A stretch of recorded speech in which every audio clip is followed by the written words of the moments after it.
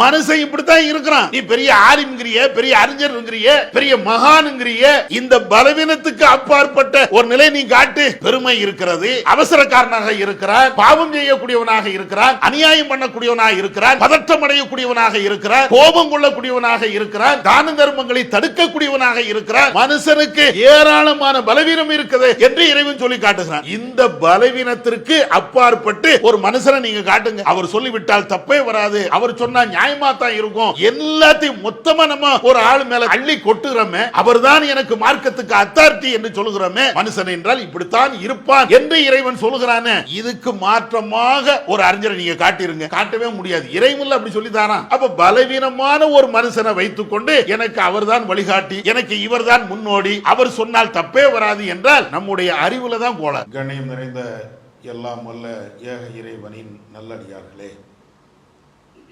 அல்லாஹ்வின் பேரருளால் அவன் காட்டிய வழியின் பிரகாரம் அவனை வணங்க வேண்டும் என்ற உயரிய நோக்கிலே இங்கே ஒன்று சேர்ந்திருக்கிறோம். எல்லாம் வல்ல ஏக இறைவன் எனக்கும் உங்களுக்கும் நேரான வழியையும் அருளையும் தந்தல்வானாக என்ற பிரார்த்தனையோடு என்னுடைய இந்த உரையை நான் ஆரம்பம் செய்கிறேன். அன்பு மிகுந்த சகோதரர்களே, அல்லாஹ்வின் பேரருளால் தமிழகத்திலே ஏறத்தாழ நம்முடைய ஜமாத்தின் சார்பிலே 40 ஆண்டு காலமாக ஏகத்துவ பிரச்சாரத்தை செய்து வருகிறோம். இந்த பிரச்சாரத்தின் காரணமாக தமிழகத்தில் பல்வேறு சகோதரர்கள் மார்க்க விழிப்புணர்வுகளை பெற்று இருக்கிறார்கள் என்பதை அறிந்திருக்கிறோம்.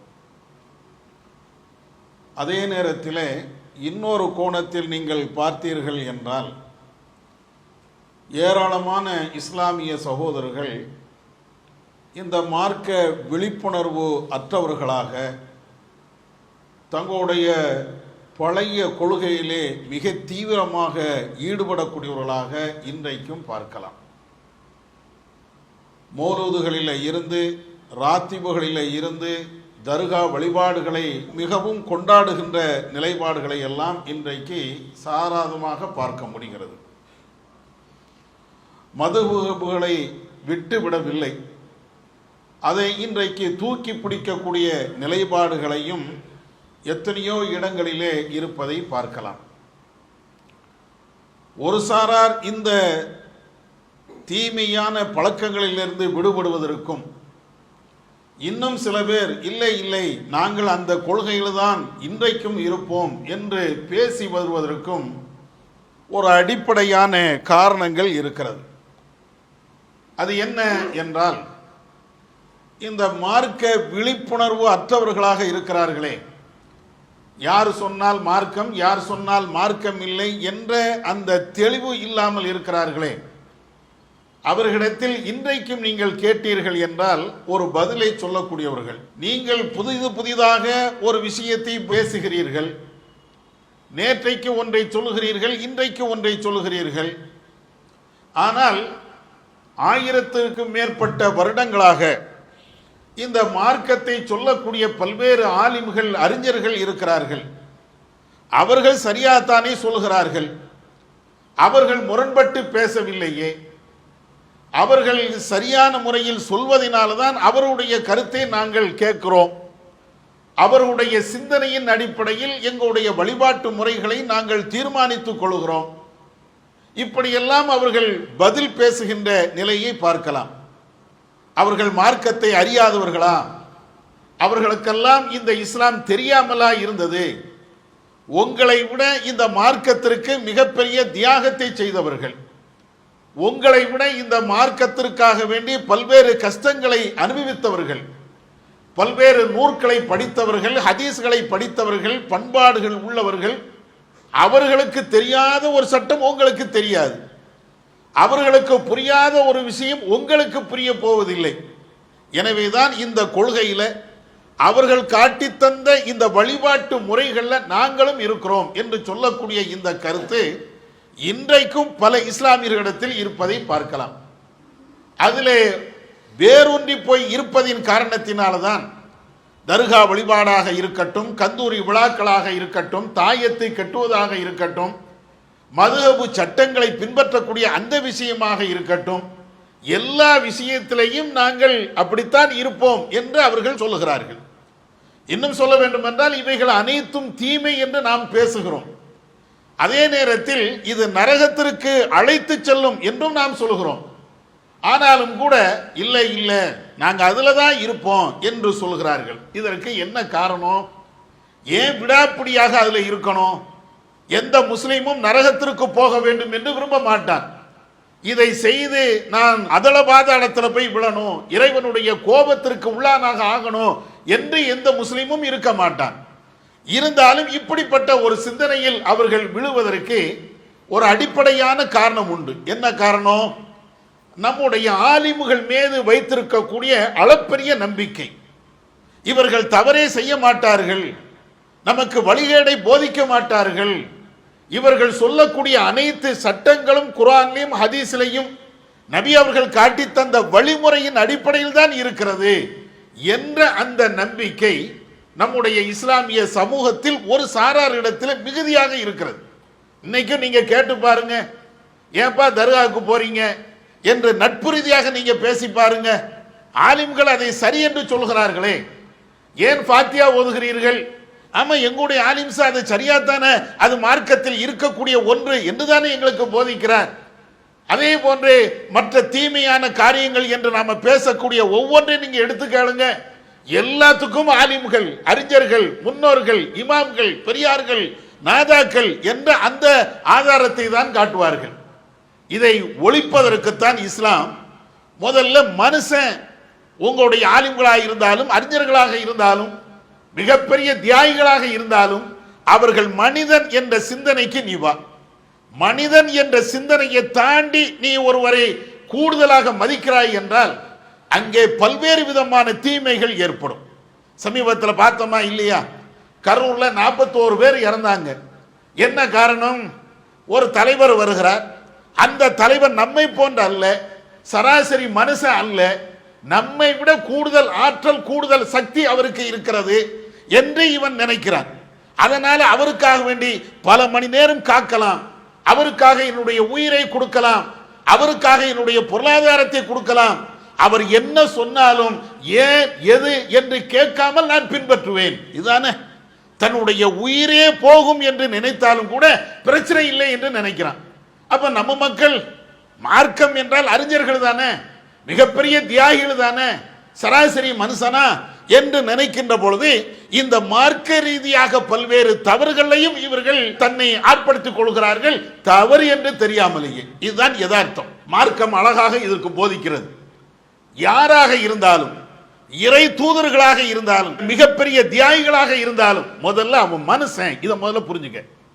அல்லாஹ் தன்னுடைய திருமறையிலே நபி அவர்களை பிரச்சாரம் செய்ய சொல்லுகிறான். நபியே நீங்கள் சொல்லுங்கள், குல் இன்னமா அன பஷருன் மிஸ்லுக்கும், நான் உங்களை போன்ற ஒரு மனுஷன் தான். நீங்கள் எப்படி ஒரு ஆணுக்கும் பெண்ணுக்கும் பிறந்து இருக்கிறீர்களோ அதே போன்று நானும் ஒரு ஆணுக்கும் பெண்ணுக்கும் பிறந்தவன் தான். உங்களுக்கு எப்படி பசி தாகம் இருக்கிறதோ அதே போன்று எனக்கும் பசி தாகம் உண்டு. உங்களுக்கு எப்படி மனைவி மக்கள் தேவையோ அதே போன்று எனக்கும் மனைவி மக்கள் தேவை. நீங்கள் எப்படி பாசத்தை பொழிகிறீர்களோ அதே போன்று நானும் பாச வைக்கக்கூடியவன். உங்களை போன்று ஒரு மனுஷன் தான். ஆனால் உங்களுக்கும் எனக்கும் ஒரே ஒரு வேறுபாடு இருக்கிறது. என்ன வேறுபாடு? நான் இறை தூதர், அல்லாஹ்விடமிருந்து செய்திகள் வருகிறது, வஹி வருகிறது. இதைத்தான் உங்களுக்கும் எனக்கும் உள்ள வேறுபாடை தவிர இது அல்லாம வேற எந்த விதத்திலையும் மனிதன் என்ற அடிப்படையில் உங்களுக்கும் எனக்கும் எந்த வேறுபாடும் கிடையாது. ஒரே ஒரு வேறுபாடு. என்ன வேறுபாடு? வஹி வரும், கடவுள்கிட்ட இருந்து, இறைவன்கிட்ட இருந்து, அல்லாஹ்கிட்ட இருந்து எது நல்லது எது கெட்டது, இந்த மனிதர்கள் எதை செய்யணும் எதை செய்யக்கூடாது என்ற வஹி செய்தி வரும். இதுல தான் உங்களுக்கு எனக்கு வேறுபாடை தவிர மனிதன் என்ற அடிப்படையில் என்ன வேறுபாடு இருக்கிறது? என்ன வேறுபாடு இறைவன் எனக்கு தந்து விட்டான்? இதை நபி அவர்கள் பிரச்சாரமாக பண்ண வைக்கிறான் அல்லாஹ். ஏன்? ரசூலுல்லாஹ் பல்வேறு மோஜிசாத்துகளை, அற்புதங்களை செய்தார்கள். இந்த அற்புதத்தை எல்லாத்தையும் பார்த்துட்டு ரசூலுல்லாஹ்வும் கடவுள், நபி அவர்கள் அல்லாஹ்வுக்கு அடுத்த வீட்டுக்காரரு, அல்லாஹ்வுடைய ஆற்றல், அல்லாஹ்வுடைய தன்மை இந்த முகமது நபி அவர்களுக்கும் இருக்கிறது என்று மனுஷன் நினைச்சு விடக்கூடாதுல. அதனால திரும்ப திரும்ப அல்லாஹ் ரசூலாவுக்கு சொல்லி காட்டுகிறான், நீங்கள் மனிதர் தான் என்பதை இந்த மக்களுக்கு நீங்க சொல்லுங்க. வகி வருகிறது, அதனால இறை தூதர், வகி வருகிறது, அதனால நான் நபி என்ற காரணத்தை தவிர மற்ற எல்லா விஷயத்திலையும் மனுஷன் தான். அதனுடைய நிலை என்ன? மனிதன் என்று இறைவன் போதிப்பதற்குண்டான காரணம் என்ன? ஒரு மனுஷன், நீ யாரை உயர்வாக நினைக்கிறாயோ, யாரை வழிகாட்டி என்று நினைக்கிறாயோ, யாரை மகான் என்று நினைக்கிறாயோ, அவர் முதல்ல மனுஷன் அப்படின்னு நீ முடிவுக்கு வா. ஏன் இந்த முடிவுக்கு வரணும்? இந்த முடிவுக்கு வந்து விட்டான் என்றால் இவனுடைய அறிவை வைத்து எல்லா விஷயத்தையும் சிந்திப்பான்.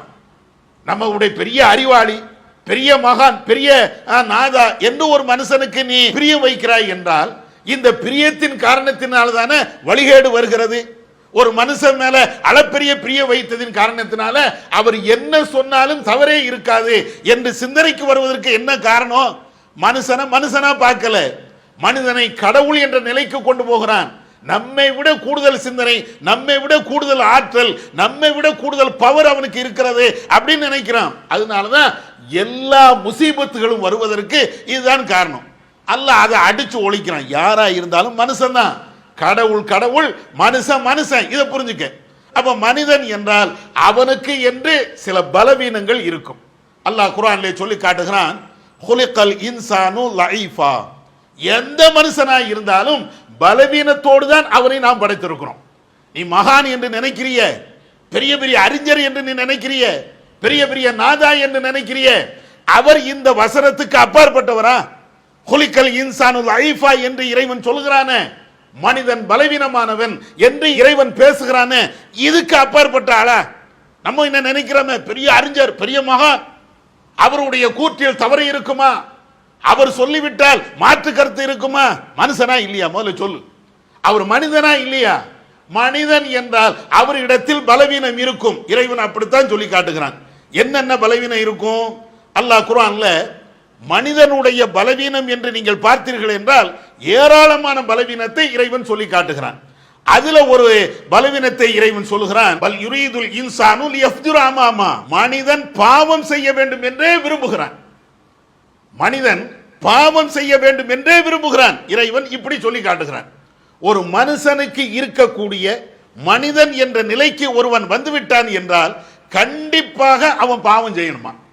நபிகள் நாயகம் ஸல்லல்லாஹு அலைஹி வஸல்லம் அவங்க சொன்ன அந்த செய்தி முஸ்லிம்ல இடம்பெறுகிறது. அபூ ஹுரைரா அவர்கள் அறிவிக்கிறார்கள், நபி அவர்கள் சொல்லி காட்டுகிறார்கள், லவ்லம் துத்னிபு, ஏக இறைவன் மீது சத்தியமாக நீங்கள் பாவம் செய்யவில்லை என்றால் பாவம் செய்யக்கூடிய ஒரு கூட்டத்தை நான் கொண்டு வருவேன். அவர்கள் பாவம் செய்வார்கள், அவர்கள் பாவம் செய்துவிட்டு இறைவனிடத்தில் பாவ மன்னிப்பு தேடுவார்கள் என்று நபி அவர்கள் சொல்லுறாங்க. நம்ம பாவம் செய்யல, மனுஷன் பாவம் செய்யலன்னு வைங்களேன், எல்லாத்தையும் அழிச்சிருவான். அல்ல எல்லாத்தையும் அழிச்சிட்டு இன்னொரு சமுதாயத்தை அல்லாஹ் கொண்டு வருவான். அவங்களுடைய வேலை என்ன? பாவம் செய்வார்கள், பாவத்திற்கு பரிகாரமாக அல்லாஹ்விடத்தில் பாவ மன்னிப்பு தேடுவார்கள். இது நபி அவர்கள் சொல்லக்கூடிய இந்த செய்தி அபூ ஹுரைரா அவங்க அறிவிக்கிறாங்க, முஸ்லீம்ல வருது. என்ன தெரியுது? மனுஷன் என்றால் பாவத்துக்கு அப்பாற்பட்ட உலகத்தில் ஒருத்தனை காட்டுங்க, பெரிய அறிஞர், அவர் கரெக்டா மார்க்கத்தை சொல்வார், பாவத்துக்கு அப்பாற்பட்டவரா? ஏன் அவர்கிட்ட தப்பே வராதா? அவர்கிட்ட எல்லாமே சரியாத்தான் வருமா? ஒரு ஹதீஸை தவறாக புரிய மாட்டாரா? ஒரு சட்டத்தை தப்பாக விளங்க மாட்டாரா? நம்ம என்ன நினைக்கிறோம்? இல்ல இல்ல, பெரிய மகானுப்பா, உங்களை விட சீனியர்ப்பா, உங்களை விட ஹதீஸை கரைத்து குடித்தவருப்பா, இருக்கட்டுமே, எவ்வளவு ஹதீஸை கரைக்கட்டுமே, எவ்வளவு ஹதீஸை அவர் படித்து இருக்கட்டுமே, என்ன படித்து இருந்தாலும் மனிதன் என்ற அடிப்படையில் தவறு இழைக்கக்கூடியவரா இல்லையா? இந்த சிந்தனை ஒவ்வொரு நேரத்திலும் இருக்கும் என்றால் எந்த மனுஷனையும் கடவுள் ரேஞ்சுக்கு கொண்டு போக மாட்டோம். இவர் கடவுள், இவரை மாதிரி ஒரு பெரிய அறிவாளி இல்லை என்ற நிலைக்கு கொண்டு போக மாட்டோம். மனுஷன் என்றால் அவனிடத்தில் இருக்கக்கூடிய மிக மோசமான ஒரு பலவீனம் என்னன்னா பாவம் செய்வான். இன்னொரு இடத்துல அல்லாஹ் சொல்லி காட்டுகிறான், கல்லா இன்னல் இன்சான லயத்கா. எந்த மனுஷனாய் இருந்தாலும் சரி அவன் வரம்பு மீறக்கூடியவன். அல்லாஹ் சொல்லி காட்டுகிறான், கல்லா இன்னல் இன்சான லயத்கா. மனிதன் என்றால் அவனிடத்தில் வரம்பு மீறுதல் என்ற பண்பு இருக்கும். ஒரு நேரம் இல்லைன்னா ஒரு நேரம் வரம்பு மீறமா இல்லையா? நம்முடைய மனைவி இடத்துல, நம்முடைய பிள்ளைகள் இடத்துல, நம்மள்கிட்ட வேலை செய்யக்கூடிய ஊழியர்கள் இடத்துல நம்ம சுற்றி இருக்கக்கூடிய நண்பர்களிடத்துல எத்தனை தடவை அவனுடைய மனது நோகக்கூடிய விதத்தில் நம்முடைய வார்த்தைகள் நெருப்பாக வந்து விழுமே, எத்தனை பேரை கரிச்சு கொட்டுகிறோம், எத்தனை தடவை அவனுடைய செயலை மிக கொடூரமாக பேசுகிறோம். இதெல்லாம் மனுஷன் இருக்கத்தானே செய்து. இந்த பண்பு இல்லாத ஒரு மனுஷனை நீங்க காட்டுங்க, நான் வரம்பு மீற மாட்டேன், என் பேச்சில், என் செயல்ல, என்னுடைய எண்ணத்தில் எதுலையுமே வரம்பு மீற மாட்டேன், ஒரு மனுஷனை காட்டுங்க பார்ப்போம். இன்னைக்கு வரம்பு மீறல அப்படி வேணா சொல்லலாம், நேத்து வரம்பு மீறல அப்படி வேணா சொல்லலாம், வரம்பே மீற மாட்டேன், என்னுடைய வாழ்க்கையில அப்படிப்பட்ட ஒரு நிலையே இல்லை அப்படின்னு சொல்லிட்டு ஒரு நிலையை காட்டுங்க. யாரையும் காட்ட முடியாது. இன்னொரு இடத்துல மனிதனுடைய பலவீனத்தை சொல்லி காட்டுகிறான். மனுஷன் எப்படிப்பட்டவன் தெரியுமா? வ இன்னஹு லஹுப்பில் கைரி லஷதீத். இந்த மனுஷன் எதுல பேராசையில இருக்கிறான் தெரியுமா? பணத்துல பேராசை உள்ளவனாக இருக்கிறான். மனுஷனுடைய பலவீனம், காசு வேணும், பணம் வேணும், செல்வம் வேணும், சொத்து வேணும், நல்ல பெரிய பெரிய கார்கள் வேணும், பங்களா வேணும். இது நினைக்காத ஒரு மனுஷனை நீங்க காட்டுங்க. பணத்தாசை இல்லாத ஒரு மனுஷன், பெரிய மகானா இருக்கட்டும், பெரிய அவுலியாவா இருக்கட்டும், நாதாவா இருக்கட்டும், எவ்வளவு பெரிய தீர்க்கதரிசியா இருக்கட்டும், எவ்வளவு பெரிய வல்லவராக இருக்கட்டும், பணத்தாசை இல்லாத ஒரு மனுஷனை காட்டுங்க. மனிதனுடைய பலவீனம் இப்படித்தான் இருக்கும் என்று இறைவன் சொல்லி காட்டுகிறான். அதே மாதிரி இன்னொரு இடத்துல அல்லாஹ் சொல்லுகிறான், மனிதனுடைய பலவீனத்தை அல்லாஹ் சொல்லுகிறான், இன்னல் இன்சான குலிக ஹலுஆ. இந்த மனிதன் எப்போ பார்த்தாலும் பதற்றம் அடையக்கூடியவனாக, திடுக்கிடக்கூடியவனாகவே இருக்கிறான். மனுஷனுக்கு ஒரு சின்ன விஷயம் வந்துச்சுன்னு வைங்களேன், கைகால்லாம் அப்படியே பறத்துது, நடுங்குது. என்னப்பா? இல்ல வீட்டில் மனைவிக்கு காய்ச்சலாம். காய்ச்சல்னா என்ன? இல்ல அதுதான் ஒரு மாதிரியா இருக்குது, இல்ல பிள்ளைக்கு வந்து பயங்கரமாக ஏதோ கீழே விழுந்துருச்சு, மண்டையில் ரத்தம் வந்துடுச்சு, அம்மா அதுக்கு என்னப்பா டாக்டர்கிட்ட கூட்டுப்பா, அதான் எனக்கு கை கால்லாம் பறத்துது. எவ்வளவு பெரிய தைரியசாலியாக இருந்தாலும் ஒரு நேரம் இல்லை என்றால் ஒரு நேரத்தில் அவன் இப்படித்தானே இருக்கிறான். ஒரு சின்ன விஷயம் வந்தாலும் பதற்றம் அடைகிறான, பயந்து சாகுறான. மனுஷனுக்கு இருக்கக்கூடிய பலவீனமான நிலையை இறைவன் இப்படி சொல்லி காட்டுகிறான். இன்னும் சொல்ல போனா வைதா மஸ்ஸஹு ஷர்ரு ஜஸூஆ வைதா மஸ்ஸஹுல் கைரு மனுஆ. அல்லாஹ் மனுஷனுடைய பலவீனத்தை சொல்லிக்கிட்டே வரான். அவனுக்கு பதற்றம் ஏற்படுகிறது, அவனுக்கு ஒரு தீமை வந்து விட்டது என்றால் கடுமையாக பயம், அச்சம் கொள்கிறான். செத்தே போயிருவோமோ அப்படின்னு நினைக்கிறான். ஒரு காய்ச்சல் வருது, ஒரு தலைவலி வருது, அல்லது வேற ஏதாவது நோய் வருது, ஒரு தீமை அவனுக்கு ஏற்பட்டு விடுகிறது. இதனால் எனக்கு என்ன ஏற்படும்? ஒவ்வொரு மனுஷனுக்கும் இந்த பதட்டமான ஒரு சூழல் இருக்கிறது. அல்லாஹ் அப்படி சொல்லி காட்டுகிறான். அதே நேரத்தில் அவனுக்கு நன்மை வந்து விட்டால், மிகப்பெரிய செல்வங்கள் வருகிறது, ஆரோக்கியம் கிடைக்கிறது, பல்வேறு விதமான நன்மைகள் உலகத்தில் அவனுக்கு கிடைக்கிறது. அப்படின்னா அந்த தான தர்மங்களை செய்வதை விட்டும் தடுக்கப்பட்டவனாக இருக்கிறான். பெரிய கோடி சூரன் எவ்வளவு தானம் பண்ணிடுவான், தன்னுடைய சொத்தை எல்லாத்தையும் கொடுத்துருவானா? பெரிய கோடி, பல கோடிகளுக்கு அதிபதி, தர்மம் கொடுங்கப்பா அப்படின்னா அவனுடைய தகுதிக்கு 1 லட்சம் தான் கொடுப்பான். பல கோடி, ஆயிரக்கணக்கான கோடி இருந்தாலும் 1 கோடி ரூபாய் தர்மம் கொடுப்பானா? நீங்க கோடீஸ்வரனை பார்க்க வேண்டாம், நம்மளையே நீங்க பாருங்களேன். ஒரு ஆளுக்கு 1 லட்சம் ரூபாய் தான் இருக்கிறது, 1 லட்சத்தையும் தர்மம் கொடுத்துருவாரா? அவரிடத்தில் என்ன இருக்கிறதோ அதுல ஒரு 5% கொடுத்தாலே மிகப்பெரிய தர்மம். ஆனா மனுஷனுக்கு வந்து நன்மை ஏற்பட்டு விட்டது என்றால் அந்த நன்மையை தடுக்கக்கூடியவனாக இருக்கிறான். தீயது ஏற்பட்டு விட்டது என்றால் எல்லாத்தையும் விட இவன் தான் பயந்து சாகிறான். அதே நேரத்தில் பதற்றத்திலேயே இந்த மனுஷன் போய்கிட்டே இருக்கிறான். இது எல்லாம் இறைவன் சொல்லி காட்டுகிறான். இன்னொரு இடத்துல அல்லாஹ் சொல்லி காட்டுகிறான், ஒவ்வொரு மனுஷனும் அவனுக்கு ஏதாவது தீமை ஏற்பட்டு விடுகிறது என்றால் உடனே நம்பிக்கை இழந்து போயிடுறான். மனுஷனுடைய பலவீனம், நம்பிக்கை இழந்து ஒண்ணுமே இல்லாம எல்லாமே முடிஞ்சு போச்சுப்பா, எல்லாமே முடிஞ்சு போச்சுப்பா. மனுஷன்ட்ட இருக்கா இல்லையா? ஒரு வியாபாரத்தில் நஷ்டம் வந்து விட்டது, வியாபாரத்தில் நஷ்டம் வந்து விட்டது என்றால் என்ன செய்யணும்? அடுத்த வழியை யோசிக்கணுமா இல்லையா? அடுத்த விஷயத்தின் பக்கம் போகணுமா இல்லையா? எல்லாமே முடிஞ்சு போச்சு. என்னத்தை வாழ? தற்கொலை பண்றானா இல்லையா? தற்கொலை பண்ணி போகிறான். இல்ல எனக்கு வாழ்க்கையே இல்லை, எனக்கு எல்லாமே நொடிந்து போய்விட்டது, எனக்கு எதுவுமே இல்லை. மனுஷனுடைய இயல்பு, மனுஷனுடைய பலவீனம் இப்படித்தான் இருக்கும். இதையும் இறைவன் நமக்கு சொல்லி காட்டுகிறான். அதே போன்று இன்னொரு இடத்துல சொல்லுகிறான், எல்லா மனுஷன்ட்டையும் இத மாதிரி இன்னொரு பலவீனம் இருக்கும், பெருமை அடிக்கக்கூடிய அந்த பலவீனம். ஃபைதா மஸ்ஸல் இன்சான லுர்ருன் தாஹு. அவனுக்கு ஒரு தீமை ஏற்பட்டு விட்டது என்றால் அல்லாஹ்விடத்திலே அவன் அழைத்து பிரார்த்தனை செய்கிறான். அதே நேரத்தில் நம்முடைய அருளை அவனுக்கு கொடுத்து அவனுக்கு ஏற்பட்ட அந்த தீமைகளில் இருந்து அவனை நாம் பாதுகாத்து விட்டோம் என்றால் அப்ப அவன் பேசுகிறான், இன்னமா ஊதீதுஹு மின் இல்ம், இது எல்லாம் என்னுடைய அறிவுனால் வந்தது, இது எல்லாம் என்னுடைய உழைப்பினால் வந்தது. கஷ்டம் வரும்போது அல்லாஹ்விடத்தில் போய் கேட்கிறது, யா அல்லாஹ் எனக்கு தந்துரு, யா அல்லாஹ் எனக்கு தந்துரு அப்படின்னு கேட்கிறது. அதே நேரத்தில் அவனுக்கு நன்மை வந்து விட்டது வந்தால் அப்போ அவன் என்ன பேசுகிறான் என்றால், எல்லாம் என் அறிவு, என்னுடைய உழைப்பு, என்னுடைய பாடுபடுதல், என்னுடைய சிந்தனை, என்னுடைய ஆற்றல், இதனாலதான் போய் இவ்வளவு வந்துச்சு. பெரிய வீடு கட்டிட்டேன், யாரு தந்தது? நான் அவ்வளவு கஷ்டப்பட்டேன், அதனால இந்த வீடு வந்தது. பெரிய நிறுவனத்தை உருவாக்கி இருக்கிறேன், ஏன் இப்படி நிறுவனம் வந்துச்சு?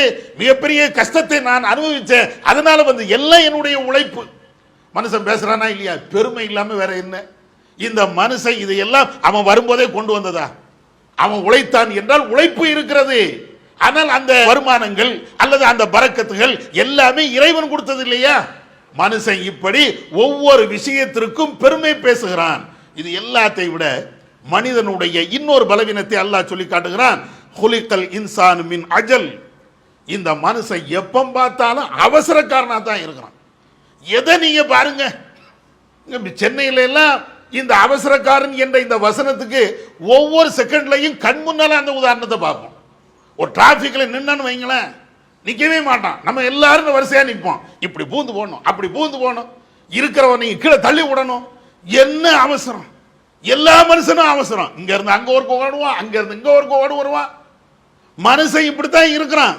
நீ பெரிய ஆலிம்ங்கிறிய, பெரிய அறிஞர்ங்கிறிய, பெரிய மகான்ங்கிறிய, இந்த பலவீனத்துக்கு அப்பாற்பட்ட ஒரு நிலை நீ காட்டு. அவசரக்காரனாகவே மனிதன் படைக்கப்பட்டு இருக்கிறான் என்று இறைவன் சொல்லும் போது இந்த நிலைக்கு மாற்றமாக இறைவன் சொல்லக்கூடிய, படைத்த ரப்பு சொல்லக்கூடிய இந்த நிலைக்கு மாற்றமாக ஒரு மனுஷனை நீங்க காட்டிருங்க பார்ப்போம். பெருமை இருக்கிறது, அவசரக்காரனாக இருக்கிறான், பாவம் செய்யக்கூடியவனாக இருக்கிறான், அநியாயம் பண்ணக்கூடியவனாக இருக்கிறான், பதற்றம் அடையக்கூடியவனாக இருக்கிறான், கோபம் கொள்ளக்கூடியவனாக இருக்கிறான், தான தர்மங்களை தடுக்கக்கூடியவனாக இருக்கிறான். மனுஷனுக்கு ஏராளமான பலவீனம் இருக்குது என்று இறைவன் சொல்லி காட்டுகிறான். இந்த பலவீனத்திற்கு அப்பாற்பட்டு ஒரு மனுஷனை நீங்க காட்டுங்க. அவர் சொல்லிவிட்டால் தப்பே வராது, அவர் சொன்னா நியாயமா தான் இருக்கும். எல்லாத்தையும் மொத்தமா நம்ம ஒரு ஆள் மேல தலையில அள்ளி கொட்டுகிறோமே, அவர்தான் எனக்கு மார்க்கத்துக்கு அத்தாரிட்டி என்று சொல்லுகிறோமே. இப்ப இறைவன் சொல்லி காட்டுகிறானே, மனுஷன் என்றால் இப்படித்தான் இருப்பான் என்று இறைவன் சொல்லுகிறானே, இதுக்கு மாற்றமாக ஒரு அறிஞரை நீங்க காட்டிருங்க. காட்டவே முடியாது. இறைவன் அப்படி சொல்லித்தாரான். படைச்ச ரப்பு, மனிதனை படைத்த இறைவன் தான் மனுஷனுக்கு இவ்வளவு பலவீனம் இருக்கும் அப்படிங்கிறான். அப்ப பலவீனமான ஒரு மனுஷனை வைத்துக்கொண்டு எனக்கு அவர்தான் வழிகாட்டி, எனக்கு இவர்தான் முன்னோடி, அவர் சொன்னால் தப்பே வராது என்றால் நம்முடைய அறிவுல தான் கோளாறு. அப்ப அதனால எந்த விஷயமாக இருந்தாலும், யாரை நாம சொல்லக்கூடிய கருத்தாக இருந்தாலும், முதல்ல மனுஷனுக்கு தேவையான கருத்து என்னன்னா, இவன் மனுஷன் அப்படின்னு நம்ம சிந்திக்கணும். இவன் மனுஷன், இவன்கிட்ட தப்பு வரும், இவன்கிட்ட சரியாகவும் இருக்கலாம், அல்லது இவன்கிட்ட வந்து மனிதன் என்ற அடிப்படையில் பாவம் செய்யக்கூடியவன் தான், மனிதன் என்ற அடிப்படையில் வரம்பு மீறக்கூடியவன் தான், இதெல்லாம் மனுஷன் உள்ளது. இது எல்லாத்தையும் வைத்துக்கொண்டு நீங்க யோசிங்க அப்படின்னு சொன்னா, மார்க்க விஷயமா இருந்தாலும் உலக விஷயமா இருந்தாலும் யாரையும் முழுமையாக நம்ப மாட்டோம். இந்த சமீபத்தில் ஆலிம் சாஹிப் இருந்திருக்கிறாரு, எல்லாம் நம்பி இருக்கிறாங்க, அவரை பிள்ளை மாதிரி வச்சு பார்த்துருக்கிறாங்க, தேவையான எல்லாத்தையும் கொடுத்துருக்கிறாங்க, என்னென்ன உதவிகள் வேண்டுமோ எல்லாத்தையும் கொடுத்துருக்கிறாங்க. ஏன்பா? அது ஆலிம்சா கரெக்டா நடக்கிறாரு, கரெக்டா மார்க்கத்தை சொல்லுகிறாரு, அவர் சொன்னால் மாற்று கருத்து இல்லை அப்படின்னு சொல்லி எல்லாமே என்னென்ன வசதிகள் உண்டோ எல்லாமே செஞ்சு கொடுத்துருக்குறாங்க. கடைசி அவரும் வந்தாரு, நீங்க 1 லட்ச ரூபா தாங்க, நீங்க 50,000 ரூபாய் மாசம் மாசம் தர முடியுங்கிறாரு, அல்ல 2 லட்ச ரூபா தாங்க, இவ்வளவு உங்களுக்கு லாபம் வரும் அப்படிங்கிறாரு. என்ன தொழில்? அது நான் வேற ஒண்ணுல முதலீடு பண்ணியிருக்கிறேன் அப்படின்னு ஒவ்வொரு ஆட்கள்கிட்டயா காசை வாங்குறாரு. வாங்கி வாங்கி வாங்கி பெரிய கோடீஸ்வரனா ஆயிருக்கிறாரு. இவர் சொன்ன மாதிரி அந்த மக்கள்கிட்ட கொடுக்கல. ஒரு நேரத்தில் அந்த ஊரையே காலி பண்ணிட்டு போனை எல்லாம் சுவிட்ச் ஆஃப் பண்ணிட்டு எங்கேயோ போயிட்டாரு. கடைசி மக்கள்லாம் பார்க்குறாங்க, எங்க ஆலிம்சா எங்க? பணம் இவ்வளோ கொடுத்துருக்குறோமே, கோடி கோடியா கொடுத்துருக்குறோமே, ஆலிம்சா எங்க? லாபம் வரல, வருமானம் வரல. கடைசி பார்த்தாச்சுன்னா எல்லாரும் புலம்பிட்டு இருக்கிறாங்க. என்ன? நாங்க அந்த ஆலிமை எப்படி நம்பினோம் தெரியுமா? அந்த ஆலிமை எங்க வீட்டு பிள்ளைய விட கூடுதலா நம்பினோமே, எங்களுடைய தகப்பனாரை விட பெரிய ஆளு என்று நம்பினோமே, இவர் தவறே செய்ய மாட்டார் என்று நம்பி அவர்கிட்ட பல கோடிகளை கொடுத்தோமே, இப்படி சுருட்டிட்டு ஓடிட்டாரு. ஏன் வருது? மனுஷனாப்பா. எந்த மனுஷனா இருந்தாலும் மனித தன்மைக்கு அப்பாற்பட்டவன் கிடையாது. நீ 1 லட்ச ரூபாய் அவன்கிட்ட கொடுக்கும் போது அவன் மனுஷன், அல்லாஹ் சொன்ன மாதிரி இன்னல் இன்சான லயத்கா, மனிதன் வரம்பு மீறக்கூடியவன். அந்த சிந்தனை வந்திருந்தால் 1 லட்சம் ரூபாய் தூக்கி கொடுத்திருப்பியா? மனுஷன் வரம்பு மீறுவான், ஏமாத்துவான், பித்தலாட்டம் பண்ணுவான், அழிச்சாட்டியம் பண்ணுவான். இது எல்லாம் மனுஷனுடைய பண்பு. இது தெரிந்திருந்தால் உன்னுடைய காசை, உன்னுடைய செல்வத்தை அவன்கிட்ட என்ன ஏது என்று கூட கேட்காம அப்படி நீ கொடுத்திருப்பியா? நீங்க ஏமாந்து நிக்கிறிய. எல்லா விஷயத்தையும் நீங்க பாருங்க, மார்க்கமா இருந்தாலும், உலகமா இருந்தாலும், அரசியலாக இருந்தாலும், யாரா இருந்தாலும் மனுஷன் என்று நீங்கள் பார்த்தீர்கள் என்றால் உலகத்தில் அதன் மூலமாக நமக்கு நன்மை கிடையும். இல்லை என்றால் எல்லாருமே புனிதமானவர்கள், அவங்க சொன்னா தப்பே இருக்காது, அவங்க சொன்னா கரெக்டா தான் இருக்கும் அப்படி நாம் நினைத்து விட்டோம் என்றால் மார்க்க விஷயத்திலையும் தவறு இழைக்கிறோம், உலக விஷயத்திலையும் தவறு இழைக்கிறோம் என்பதை புரிந்து கொண்டு நம்முடைய அறிவை மார்க்கம் சொன்ன அடிப்படையில் வளர்த்துக் கொள்ளணும். வல்லல்லாஹ் நம்ம கேட்டதின் அடிப்படையில் செயல்பட அவன் அருள் செய்வானாக. வாஹிர்தவானா அல்ஹம்துலில்லாஹி ரப்பில் ஆலமீன். அல்லாஹு அக்பர், அல்லாஹு அக்பர்.